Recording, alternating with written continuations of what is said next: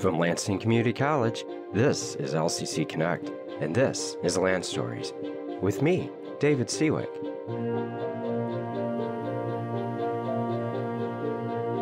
Each episode explores a different topic, such as the people, business, neighborhoods, communities, buildings, and other phenomena that make up the history of our college and our region. We tell stories, and in doing so, we connect the past to the present. Maps are fascinating to look at least they always have been in my mind.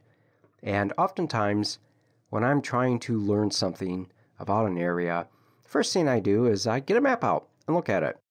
Maps have lots of things on them. They have roads, they have rivers, they have property markers sometimes, and sometimes they have names. And when I was thinking of what I was going to do for this episode of Lanstories, the names that occur on maps is what occurred to me first. And I have worked at Lansing Community College for many years, and one of the great joys of working at Lansing Community College is being able to walk around the city of Lansing on one's lunch break, which I did for many years when I worked at our downtown campus. And being a historian and somebody who has always been fascinated at how places got their names, I used to always look at the street names, especially when I first started working at the college and hadn't lived in Lansing for very long, and thought to myself, well, some of these is pretty easy to figure out what they're named after. A lot of the streets in downtown Lansing are named after Michigan counties. So we have a Kalamazoo Street, we have an Elegant Street, we have a Washtenaw Street, and so on and so forth. But there are other streets that are named after people. Seymour Street, for example, is named after one of the very first people from the state of New York to come to Lansing. The state of New York actually turns out to be the source of a lot of place names, not only in Lansing, but in Michigan. And it is the source for the name of Lansing itself. Now, in this episode of Lanstories, we're going to talk about names, particularly the name Lansing. Where does it come from? How did Lansing come to be named Lansing? And probably the most interesting part of the story, at least in my mind, is who was John Lansing Jr., the man that Lansing, Michigan, is named after. And I personally find that second part of our Lanstories story here, who John Lansing Jr. was, to be the most interesting part. And I hope you do too. So, Lansing, Michigan turned out to be a place that eventually would attract a lot of settlers from New York. And as it turns out, a lot of the very first people who came into Michigan from other parts of the United States did come from New York. There are many counties, cities, and streets within those cities that have a New York connection, and Lansing happens to be one of them. There are a lot of reasons for that, the biggest of which being in the 1820s, one of America's first great engineering accomplishments occurred, and that was the completion of the Erie Canal. The Erie Canal allowed for one to navigate waters all the way from New York City to the Great Lakes, which meant people could get on a barge and they could travel from places in New York State to Lake Erie. At that point, they could take a ship to Detroit and from there embark on their new life in the frontier lands of Michigan. And that's a story that many people had as part of their family history when Michigan's being settled. Lansing turned out to be an important person in New York history. John Lansing Jr. was born in Albany, New York in 1754. The 30th of January, actually, 1754. Lansing came from a family of Dutch ancestry, which was quite common in New York at the time, actually. If we turn the story back a few more years, New York was actually founded as New Amsterdam. New York City was. It was founded as New Amsterdam because the colony of New York was actually founded as New Netherland by the Dutch way back in the early 1600s. After a series of wars with the British, eventually the British gained hold of that colony and they renamed it New York, both the colony and the city, named in honor of the Duke of York. So the Dutch were actually the first Europeans to settle into the Hudson River Valley.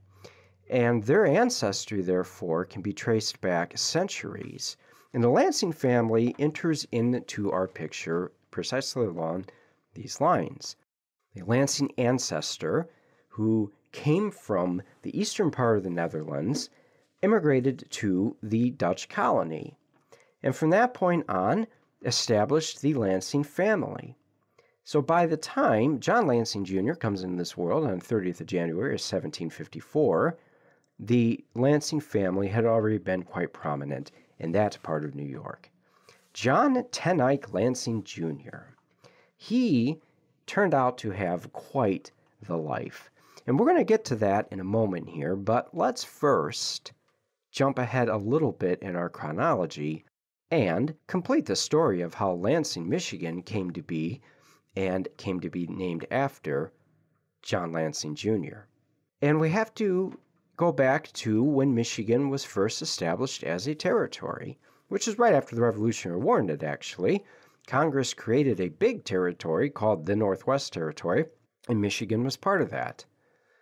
A few years later, the Michigan Territory itself was established, encompassed basically what is now Michigan and Wisconsin. And then the United States went to war with the British again. That would be the War of 1812. And a very important event happened during that war that would forever change the future of Michigan. That event would be when the American commander surrendered the Fort Detroit, to the British. William Hall was the governor of the Michigan Territory at the time, and being the governor of the Michigan Territory in 1812 more or less encompassed being the commander of Fort Detroit. There really wasn't a lot of activity going on in other parts of Michigan that necessitated a substantial governance structure. Now that would change. Settlers would move into the territory in droves, actually, after the War of 1812.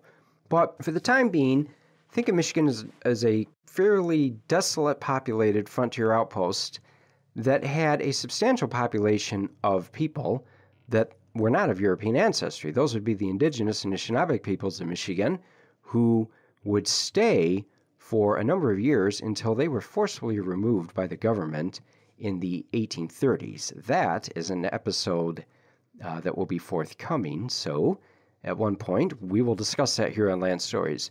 But for now, we're going to look at Michigan starting in 1812 with the surrender of Detroit to the British.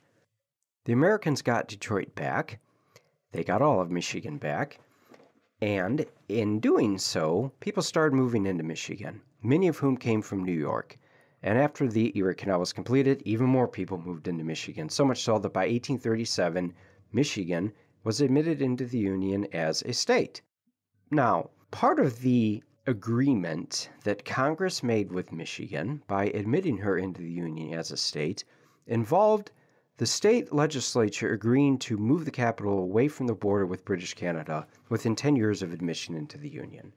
Detroit was seen as not a very good place for a capital of a state, given the fact that it had fallen to the British not that long before Michigan was admitted into the Union. So, legislature agrees to this, 1847 comes around, and it is time to pick a new capital city. As one might imagine, there were extensive lobbying efforts from pretty much every settled area in Michigan to have their town deemed the new capital. The state legislature grew tired of being lobbied so heavily, so what did they do? They went into a closed session of the legislature, and they ultimately selected an area that had just a couple dozen people known to be living in it at the time that was called Lansing Township. That is how Lansing becomes the capital of Michigan. The legislature chose a place that nobody lived. That was their solution to the problem of what they felt to be too much lobbying. And at first, they were going to actually name the town Michigan. But Michigan, Michigan, didn't end up becoming the name of Michigan's capital. Instead, they took the name of the township, and that is how Lansing ends up being called Lansing. But that's only part of the story. Any place that is named after a man or a woman invariably has a very interesting story to be told of the man or the woman that the place is named after. And the story of John Lansing Jr. is certainly one such story. I already mentioned that he was born in Albany, New York in the 1750s. And it is from that birth that Lansing's life begins, of course, and eventually he ends up becoming fairly prominent in the governance of the New York colony and later the New York state. Lansing was a delegate to the U.S. Constitutional Convention, actually, from the state of New York, having already served in other legal positions, actually. He was an attorney before the Constitutional Convention occurred. And there's a very brief correspondence, actually, even that occurred between Alexander Hamilton and John Lansing Jr. when Hamilton is on his way to the Annapolis Convention that had met the year prior. It was a convention that was organized essentially to address what were seen as some problems with the Articles of Confederation, which was what the United States was governed under before the Constitution. And probably the most important thing that happened at the Annapolis Convention was actually that men like Hamilton agreed that there should be another convention the following year that would further address problems in the Articles of Confederation. And that following convention is what became the Constitutional Convention in Philadelphia. John Lansing Jr. had been an attorney in New York, and he was chosen as one of the New York state delegates to the Constitutional Convention. And had Lansing signed the Constitution and gone down in history as one of the signatories to that great document, he would be a well-known historical figure, perhaps. Probably more well-known than he ended up being anyways. But Lansing believed that the new Constitution overstepped the original purpose of the convention in Philadelphia, which he saw was to fix problems with the Articles of Confederation, but not to completely change the way the United States was governed. Lansing, in some, believed that the states were giving up too many rights in adopting the Constitution. So he walks out of the Constitutional Convention, he goes back to the state of New York, and he advocates for the state to reject ratifying the Constitution. Ultimately, that rejection does not occur. New York ratifies the Constitution, and it becomes America's fundamental law, starting in 1789. Lansing, though, would go on to have quite the career after this. He ended up becoming the state's chancellor, which at the time was the highest judicial position one could hold in the state of New York.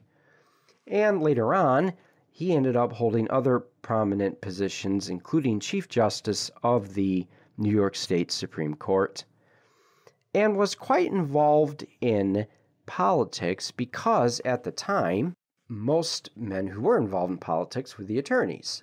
They were, after all, seen as those who would logically be in the business of writing laws because they knew the law. So Lansing then ends up being an anti-federalist that nonetheless continued to serve in various roles in the state of New York. As I said, he became the Chief Justice of the New York State Supreme Court, and he later became a regent on the University of the State of New York, which was a governing body that oversaw the state's university system. So he was quite prominent. His ancestry had set him up to some extent to be in a position of prominence. After all, back then it was not uncommon for a man who came from a fairly well-to-do family to end up becoming fairly well-to-do for himself. And the practice of law in early 1800s America was certainly one of the more prestigious practices, one of the more prestigious professions one could get into. His large family actually ended up leaving quite the lineage behind, too, of people that could trace their ancestry back to John Lansing Jr. or his siblings, including, probably most well-known, would be the United States Secretary of State during the First World War, serving in the Woodrow Wilson administration, Robert Lansing. Robert Lansing's grandfather was one of John Lansing Jr.'s brothers. But what happened to John Lansing Jr.?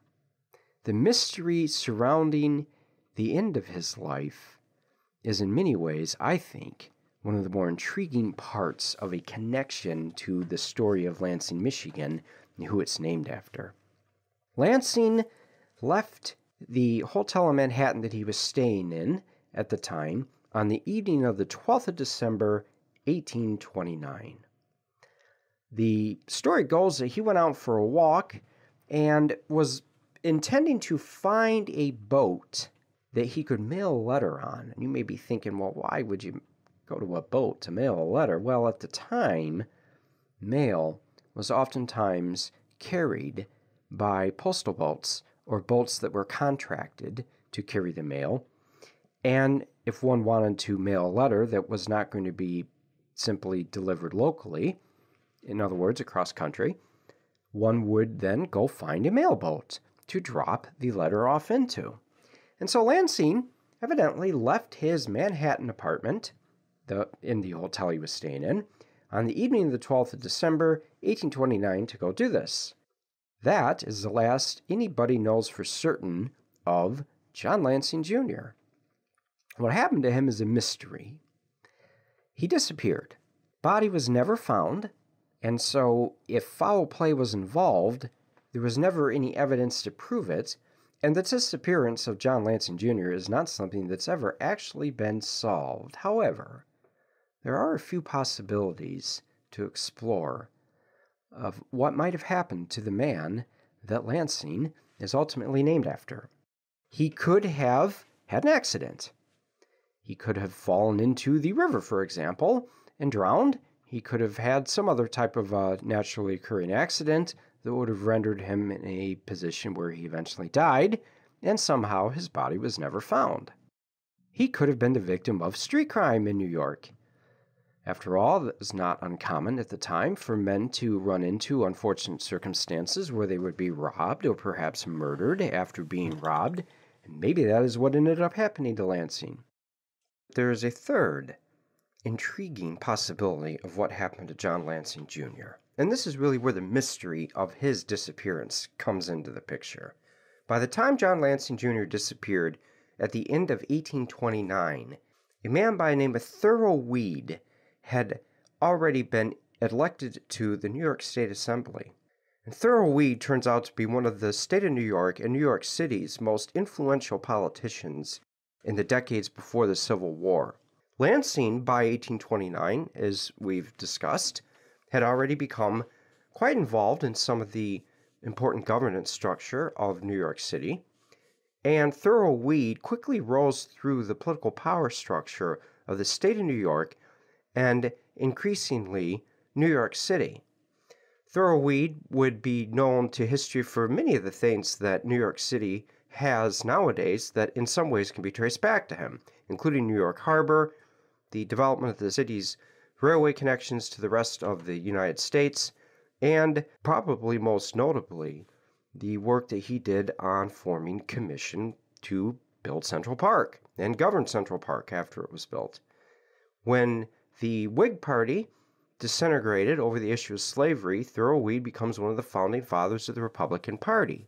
And he would go on to influence the Lincoln administration and had major political impacts on the United States. So where does he come into our picture?